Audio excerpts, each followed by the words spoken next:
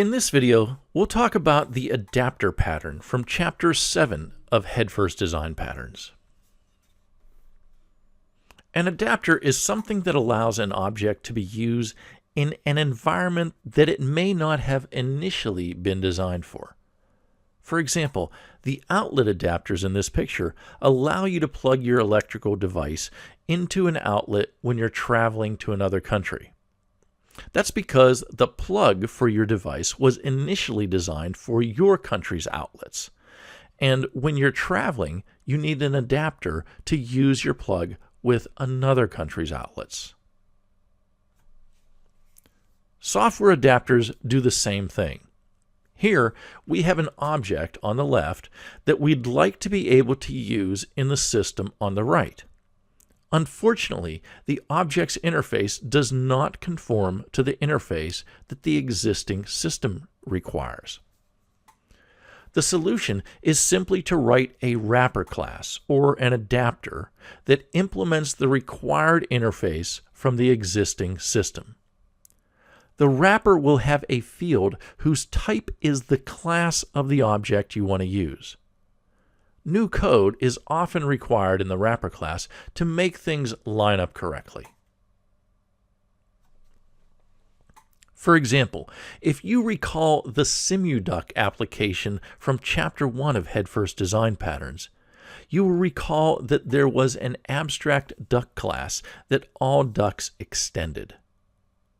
Now suppose that for another application, somebody had written a turkey class that had some sort of flying behavior and had a method called gobble that made the turkey make a sound.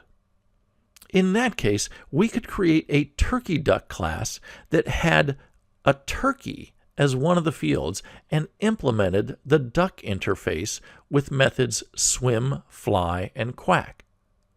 We might override the swim method to do nothing, since turkeys don't swim. The fly method might just call through to the turkey's fly method, and the quack method might just call through to the turkey's gobble method. Once you've created this wrapper class, this adapter as we're calling it, you would be able to use a turkey object in the SimuDuck application. So the adapter pattern converts the interface of a class into an interface that the clients expect. It allows classes to work together that otherwise could not due to incompatible interfaces.